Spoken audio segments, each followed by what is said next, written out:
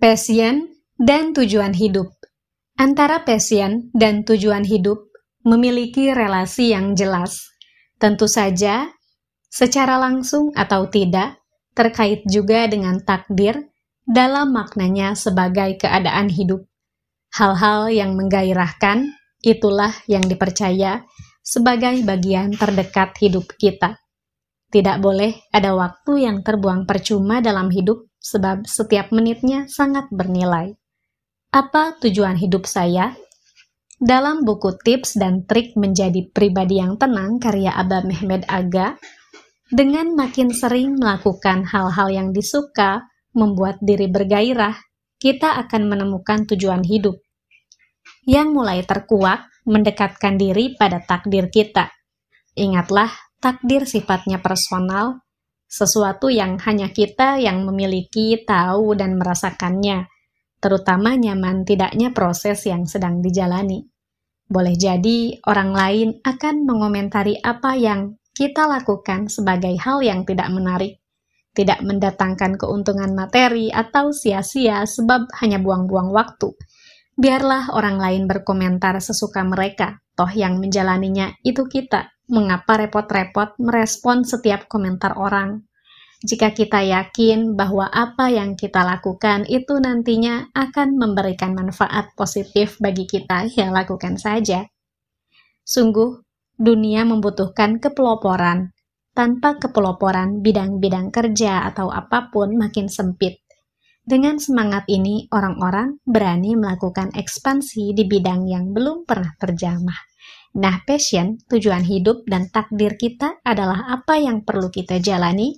Memperjuangkannya adalah sebuah keniscayaan, sudah pasti. Ini proses yang tidak mudah, akan banyak rintangan, cobaan, dan halangan. Namun ketika kita berhasil mencapai tujuan itu dengan energi passion, kita telah menjadi bukti dari sebuah semangat dan ikhtiar yang mandiri, tidak goyah oleh cibiran orang lain. Hal ini terjadi sebab kita tahu setiap orang memiliki takdirnya sendiri-sendiri dan harus mau menemukan dan menjalaninya. Tanpa itu, semua hanya omong kosong. Panggilan hidup. Setelah mengetahui passion dan menyadari tujuan hidup, satu lagi yang perlu dirasakan, ya panggilan hidup. Sama seperti passion dan tujuan, panggilan hidup turut menentukan takdir. Kamu menyadari panggilan hidupmu adalah berkarya di bidang pendidikan misalnya, sebuah bidang yang mungkin oleh rekan-rekan terdekatmu dihindari sebab kurang menjanjikan materi yang berarti. Namun jika itu panggilan hidupmu, ya lakukanlah. Jalani panggilan hidup sebagai seorang pendidik dengan penuh kesungguhan dan keikhlasan. Jika panggilan hidupmu berkarya di bidang kesehatan, ya jalani juga. Intinya, dengan menjalani panggilan hidup, setidaknya itulah takdir yang pada titik ini sudah terungkap. Apakah sepenuhnya kamu harus ada di sana, itu tergantungmu. Di tengah perjalanan hidup, semua bisa terjadi tanpa bisa diduga. Ya, sebab hidup ini begitu dinamis.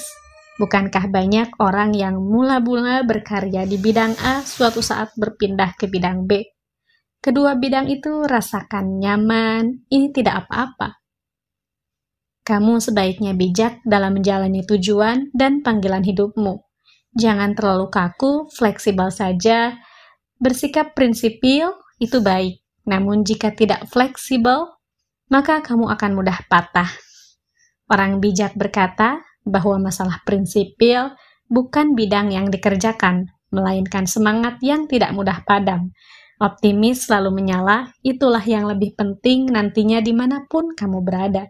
Berkarya itulah yang akan memberi energi besarmu untuk menjadi apapun dan menciptakan karya-karya yang luar biasa. Sedikit hal yang bisa kamu lakukan. Kebingungan, bimbang, itu hal lumrah.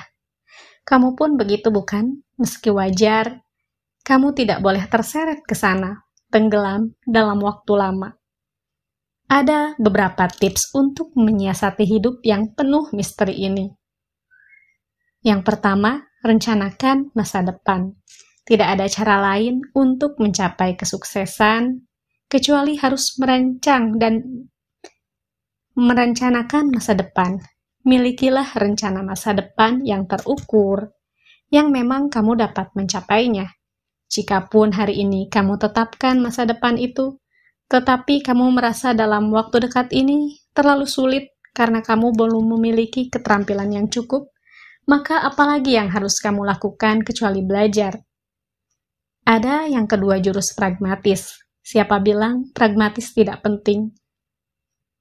Pada titik tertentu, kita harus bersikap pragmatis, bukan berarti idealisme buruk. Tidak sama sekali. Namun, hal ini memberikan gambaran lebih jelas terhadap apa yang hendak kita capai, beserta segenap cara dan strateginya. 3. Siapa, bukan apa. Dalam menggapai masa depan, gambarannya bisa seperti ini. Saya ingin menjadi sosok seperti apa pada usia 40 tahun. Nah, dengan menjadi sosok ideal itu, kita dengan sendirinya akan menentukan siapa sosok ideal itu. 4. Jujurlah. Hal yang tidak boleh ditinggalkan adalah kejujuran. Terlebih saat bekerja sama dengan pihak lain, utamakan kejujuran. 5. Sumber daya di sekitar. Orang sukses bisa dikatakan sering bersifat lokal. Artinya, ia memiliki kesadaran yang kuat dengan lingkungan sekitarnya. Ia tidak buru-buru memandang keluar, sebab begitu banyak sumber daya yang melimpah ruah di sekitarnya. 6. Abaikan omongan negatif. Mulut-mulut usil yang tidak berfaedah dalam mengejar mimpimu, itu abaikan. Apa pentingnya menanggapi setiap omongan yang tidak penting dengan kita? Biarkan anjing menggonggong, kafilah berlalu. Salah satu pepatah mengatakan hal itu. Sungguh jangan sekali-kali menanggapinya jika tidak ingin jatuh menjadi kafilah yang ternyata membalas gonggongan. 7. Tinggalkan orang-orang yang nanggung. Dicirikan dengan sikap dan kepribadiannya yang tidak dewasa, takut kegagalan. Berada di tengah kelompok ini hanya akan membuat gamang dalam langkah. Oleh karena itu, jangan lama-lama berdiam di tengah mereka. Keluarlah dari mereka, carilah komunitas yang lebih positif, selalu melakukan pengembaraan ide, dan tidak pernah ragu mewujudkannya. Komunitas seperti inilah yang mengubah takdir dan wajah dunia dengan kreativitas dan menginspirasi banyak orang. Berhentilah menetapkan batasan dalam hidup, jadilah bagian dari siklus kehidupan yang mendorongmu berani bermimpi, berhasrat, dan menginspirasi orang lain. Bila kamu menemukan video ini bermanfaat, jangan lupa like, komen, dan subscribe. Sampai jumpa di video selanjutnya ya.